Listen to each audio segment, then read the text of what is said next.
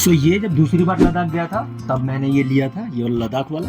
और इस बार जब ये गया तो मैंने ये उमलिंगला वाला लिया, मैंने लद्दाख वाला नहीं है। नहीं क्योंकि उमलिंगला गया था तो मेरे माइंड में आया कि ले लेता हूँ, वैसे गया नहीं था मैं, जब ले सिटी में था तभी मैंने ले लिया था, तो मुझे पता था कि मैं तो कर लूँ। और आप लोगों में से बहुत लोग हैं जो करना चाहते हैं और मेरे को कमेंट कर करके भैया भर दिया आपने कि कितना खर्च पड़ा। तो आज के इस वीडियो में वो पूरा चीज़ मैं बताने वाला हूँ, हर एक पैसा कि मेरा लद्दाख जाने आने में, गाड़ी का, खाने का, पेट्रोल का कितना खर्च हुआ और आपका कितना खर्च हो सकता है।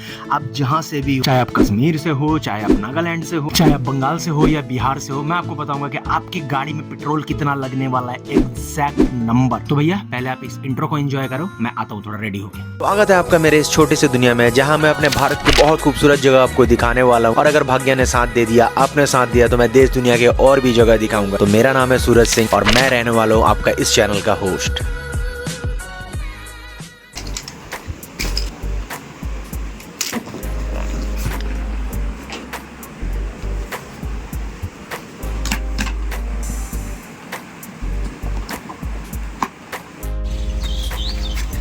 अब सोचा घर पे क्या शूट करूँ, थोड़ा बाहर में ही शूट कर लेता हूँ।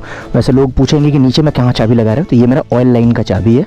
मतलब अगर मैं इसको बंद कर दूँ तो कोई यहाँ से मेरा तेल चुरा नहीं पाएगा। अगर आपका कार्बोरेटर वाला है तो आप ये लगवा सकते हो। ओ भाई, ये क्या शादी वाले जा रहे हैं? अच्छा, ये बारात जा रहा है। आजकल ये ट्रेंड चला है ना बाइक से बारात जाने का। सो ये सारे बाराती हैं। हाँ जी, तो पहले एक दो चीज़ मैं बता दूं कि मैं रहता हूँ कोलकाता में, ये हावड़ा डिस्ट्रिक्ट है, पश्चिम बंगाल में, ठीक है। तो बिहार में मेरा घर है। सो मैंने लद्दाख वाला राइड मैंने बिहार से करा था, फिर वहाँ से मैं चला आया यहाँ पे। सो अभी आपका क्वेश्चन ये हो सकता है कि वो वाला व्लॉग किधर गया, तो वो व्लॉग मैंने शूट करा था, बट माइक मेरा और भी इतना ज़्यादा बिगड़ चुका था कि उसमें बहुत घटिया साउंड आ रहा था।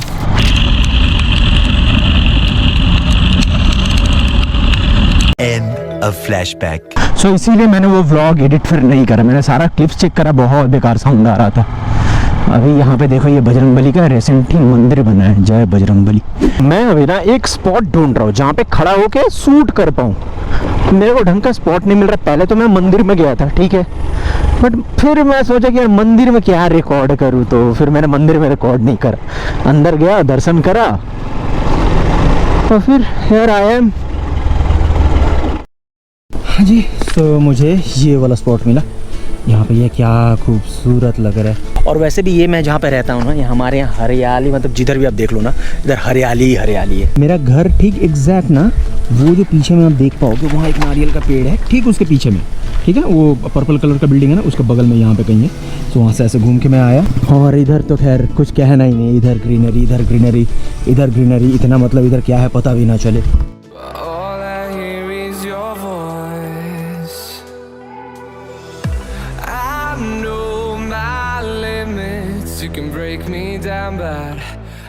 सो भैया लेट्स टॉक बिजनेस कि कितना मेरा खर्च हुआ और आप अगर लद्दाख का राइड कर रहे हो तो आपका कितना खर्च होने वाला है। सो सबसे पहले स्टार्ट करते हैं कि मैंने स्टार्ट करा था बिहार से। मैंने ये लद्दाख करा था बिहार से, और बिहार से लद्दाख जाना, लद्दाख का जो पूरा जो मैंने घूमा और फिर बिहार आने में जो टोटल जो किलोमीटर इसमें गया है वो गया 5300 किलोमीटर। और इसे करने में मेरे प्लेटिना के ऊपर जो टोटल जो तेल लगा है लगभग 90 से 100 लीटर के बीच में लगा है। तो यानी क्लियर आपको हिसाब मिल जा रहा है, 9 से 10 हज़ार का मेरा पेट्रोल लगा है। बट जो 90 से 100 के बीच में लगा है, ये पेट्रोल थोड़ा ज़्यादा लग गया। क्योंकि देखो, पहला बात तो प्लेटिना जो माइलेज देती है 80-85 का, 80-85 का, तो वो उस हद तक, जब मैंने आपको वीडियो में भी बताया है कि अगर आप उसको 40-50 पे चलाओ, तो मैंने कंटिन्यूस, मैंने हाईवे पे मैंने क्रूज़ करा है 75 पे कंटिन्यूस।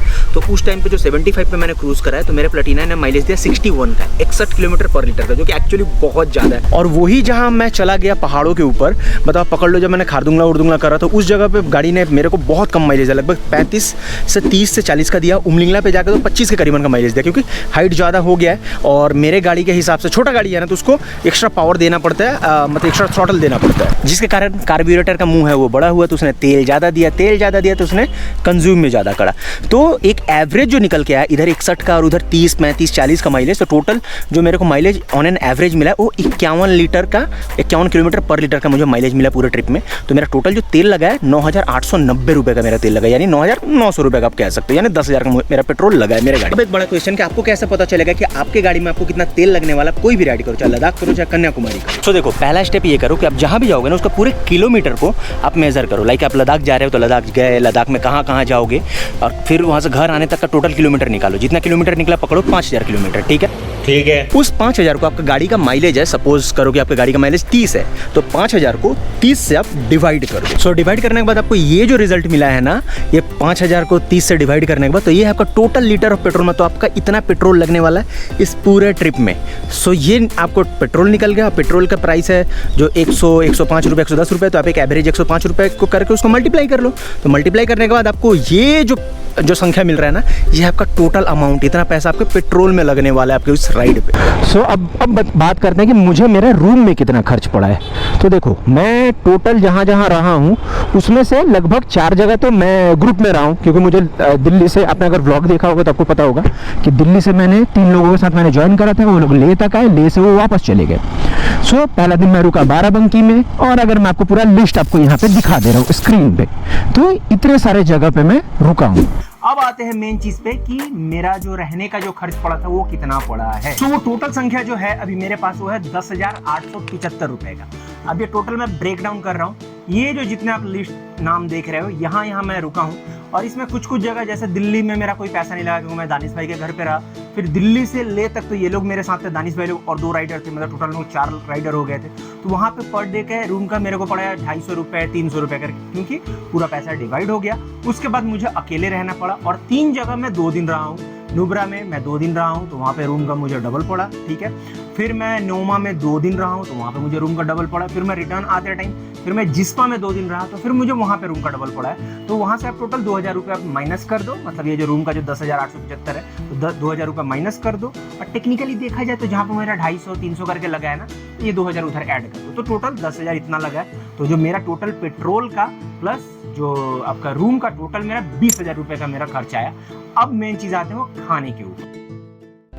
और अगर फूड का बात करूँ तो फूड में मेरे को खाने में लगभग 8 से 8,500 रुपये लगे हैं इस पूरे ट्रिप में। तो जो कंबाइंड जो मेरे इस ट्रिप का जो पूरा हो रहा है, ये लगभग 29,500 रुपये मेरे इस ट्रिप में पूरा खर्चा हुआ है। और फूड में एक चीज़ आप ध्यान रखना कि नॉर्मल आप प्लेन्स वाले जगह में, नॉर्मल पहाड़ों वाले जगह में जो आपका खर्च होगा ना, लद्दाख में जाके खाने में आपका डबल से ट्रिपल हो जाता है, क्योंकि लद्दाख काफ़ी रिमोट जगह पे है। अभी तो रोड कनेक्टिविटी उतना अच्छा नहीं है, तो कोई भी जो ट्रक है जो सामान लेके आता है तो वहाँ 2 दिन 3 दिन एक्स्ट्रा लेट में पहुँचता है। कब बर्फबारी से तो 1-1 हफ्ते लेट में पहुँचता है, जिसके कारण वहाँ पर हर सामान महंगा है, चाहे नॉर्मल कपड़े भी हो और खाने पीने का सामान तो है, क्योंकि वो जल्दी खराब होता है ले जाने में, तो इसीलिए वहाँ पे थोड़ा ज़्यादा लगता है। तो आप इस चीज़ के लिए एकदम प्रिपरेशन रखना कि आपको अगर लगता है कि मेरा खाने में 5,000 खर्च होगा, तो जब लद्दाख कर रहे हो तब समझ लेना कि आपका 8,000 9,000 रुपये आपके खाने का खर्च हो सकता है, अगर प्रॉपर जो खाना है वो खाते हो आप तो अब आता है जो सबसे इम्पोर्टेंट चीज़ है कि आपका जो रूट है, आप किधर से जाओगे, कहाँ से जाओगे और परमिट्स कैसे मिलेगा।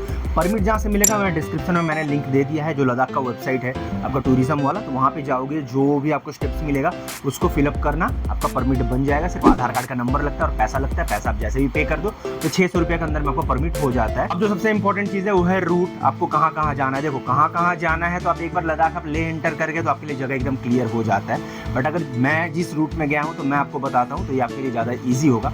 आप लद्दाख आप 2 तरीके से एंटर कर सकते हो, एक आप श्रीनगर होकर एंटर कर सकते हो, एक आप मनाली होकर एंटर कर सकते हो। तो जो आप पहली बार जा रहे हो, और हमेशा प्रेफर करा जाता है कि श्रीनगर होके जाओ, क्योंकि श्रीनगर से एलिवेशन धीरे धीरे होता है और मनाली से क्विक हो जाता है। तो बहुत लोगों का होता है बारालाचला पहुँचते पहुँचते हालत बिगड़ जाता है। मेरा भी 2021 में हुआ था। अगर आपने सही से खाना पीना नहीं खाया तो होता है। इस बार भी गया था, बट इस बार मैं प्रिपेयर्ड था। दवाई मत लेना, डायमोक्स मत लेना, जो आपका गार्लिक वाटर है वो पीना, और नाश्ता वास्ता भर के करके रखना। मैंने पूरा ब्लॉग में बताया, प्लीज़ पूरा ब्लॉग्स देखो, ज़्यादा आपके लिए बेटर होगा। तो श्रीनगर होकर एंटर करो और मनाली होकर उतर के आओ। अब आया बात कि आप श्रीनगर होकर एंटर किए तो आपको कहाँ कहाँ जाना है। श्रीनगर आप एंटर करोगे, जोजिला पास आपको मिलेगा, एक पास वो हो गया। फिर जोजिला से आप आओगे तो आपको मिल जाएगा कारगिल वॉर मेमोरियल, आप कारगिल देख लिए। फिर आपका कारगिल सिटी होते हुए आप पहुँचोगे नकीला पास, फोटूला पास, होते हुए आप सीधे पहुँचोगे ले सिटी। फिर ले सिटी में आप रुक के एक दिन रुक सकते हो, या फिर आप ले सिटी से फिर निकल सकते हो आप आपका नुब्रा वैली के लिए। तो आपका खारदुंगला टॉप होते आप नुब्रा वैली जाओगे, फिर नुब्रा रुक के फिर नेक्स्ट आप नुब्रा से तुर्तुक जा सकते हो, जो भारत पाकिस्तान का बॉर्डर है, तुर्तुक जा सकते हो। और फिर तुर्तुक से सीधा जब निकल के आओगे नुब्रा होते हुए आप सीधे चले जाओगे एकदम पैंगोंग। फिर पैंगोंग से अगर आपको मान लो हानले उमलिंगला करना है तो आप पैंगोंग से सीधे निकल जाओ हानले चुसुल होते हुए। हानले एक ही रास्ता है, एकदम नाक के सीधा ही सब सीधे निकल जाओ, तो आप हानले निकल जाओगे। और हानले रुक के नेक्स्ट डे आप हानले से सीधे आप चले गए उमलिंगला, और उमलिंगला से रिटर्न आए हानले का जो ऑब्जर्वेटरी, आपने ऑब्जर्वेटरी देखा। और फिर वहीं से फिर उसी दिन आप वापस जहाँ तक आप चले, जैसे न्योमा तक आप पहुँच गए, फिर या फिर आप जहाँ तक पहुँच पाए, फिर आप वहाँ से डेब्रिंग होते हुए पूगा वैली होते हुए बेसिकली आप पहुँचोगे ले मनाली हाईवे। ले मनाली हाईवे से एकदम सिंपल है, आप एकदम मनाली आओगे, फिर आपका घर जहाँ आपका है आप वहाँ चले जाओ। अब जो शायद सबसे इम्पोर्टेंट चीज़ है पेट्रोल पंप की। ले में मतलब लद्दाख पूरे में आपका पेट्रोल पंप कहाँ मिलेगा? तो भैया अभी लद्दाख में हर जगह पेट्रोल पंप है। मतलब अगर आपका गाड़ी 250 का रेंज दे रहा है, जो कि हर गाड़ी दे ही देता है यार, हायाबुसा भी दे देता है 250 किलोमीटर का रेंज, तो आपको आराम से मिल जाएगा। तो जैसे कि ले पहुँचने तक आपको रास्ते में पेट्रोल पंप ही पेट्रोल पंप है। फिर ले से आप पहुँचते हो नुब्रा, तो नुब्रा में पहले एक पेट्रोल पंप था, अब एक और खुल चुका है ऑटोमेटिक वाला। पहले वो मैनुअल वाला घुमाने वाला होता था, तो भी वो पेट्रोल पंप नुब्रा में हो गया। तो अब गए नुब्रा में भरवा लिए, तुर्तुक घूम के आ गए। फिर नुब्रा जब आप पैंगोंग निकल रहे हो तो पैंगोंग के लिए आप भरवा लिए, आप निकल गए पैंगोंग। पैंगोंग से 35 किलोमीटर पहले आपको एक मिलेगा तांगस्ते टाउन। तो बहुत बड़ा आर्मी कैंटोनमेंट एरिया है, बहुत बड़ा टाउन है। तो तांगस्ते में आपको पेट्रोल पंप मिल जाएगा, किसी से आप पूछ लोगे, मैंने ब्लॉग में भी दिखाया है। तो तांगस्ते में पेट्रोल पंप मिल जाएगा, आपने तांगस्ते में भरा लिया। अब जो तांगस्ते से सीधा आप आराम से आँख बंद करके आप उमलिंगला जा सकते हो। उमलिंगला चले गए, उमलिंगला में आपको ब्लैक में पेट्रोल मिल जाएगा। तो ब्लैक में 2-3 लीटर आप भरवा लेना। क्यों बता रहा हूँ मैं, 2-3 लीटर आप भरवा लेना। तो वहाँ पे जाके उमलिंगला देख के आपका हानले देख के आप उमलिंगला हो गए। हानले में अपने 2-3 लीटर अपने मैंने गलती से उमलिंगला बोल दिया ना, हानले में आपको मिल जाएगा ब्लैक में पेट्रोल बहुत जगह 140-150 रुपये लीटर मिल जाएगा। तो 3-4 लीटर आपने भरा लिया। फिर आप जो रिटर्न आओगे तो आप तो नहीं जाओगे पैंगोंग, आप आओगे न्योमा होगे। तो न्योमा में भी इस बार पेट्रोल पंप खुल चुका है, जो कि दुनिया का सबसे ऊंचा पेट्रोल पंप है।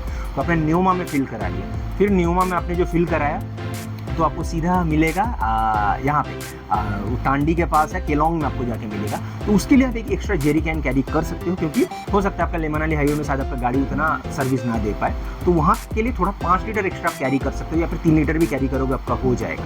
तो अब सीधे आ गए केलोंग में, जो पहले जो टांडी में होता था, अब केलोंग में भी पेट्रोल पंप खुल गया। बस यहाँ तक आपका पूरा प्रॉब्लम सॉल्व। भले ही पेट्रोल पंप 150, 200, 250 किलोमीटर दूर है, बट आप फंसने वाले नहीं हो। तो पेट्रोल पंप का जो भी प्रॉब्लम था ना, वो अब सॉल्व हो गया। आने वाले 5 साल में और भी ज़्यादा सॉल्व हो जाएगा। तो भैया इन्फो के लिए बस इतना ही था। अगर आपका फिर भी कोई क्वेश्चन है, शायद अगर मैं भूल गया हूँ कि आपको समझ में ना आया हो, आप मुझे कमेंट कर लेना। और आप मुझे इंस्टाग्राम पे भी मैसेज कर सकते हो। जब इंस्टाग्राम पे आप मुझे मैसेज करना, डिस्क्रिप्शन में लिंक मैं दे रहा हूँ, आप एक बार किसी भी मेरे पोस्ट पे कमेंट कर देना कि आपका इंपॉर्टेंट कुछ मैसेज है, ताकि मैं पता कर पाऊँ कि हाँ आपने मुझे मैसेज करा, क्योंकि बहुत डीएम्स आते हैं ना।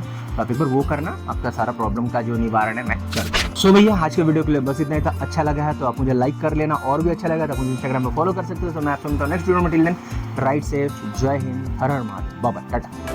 Haven't seen you in seasons,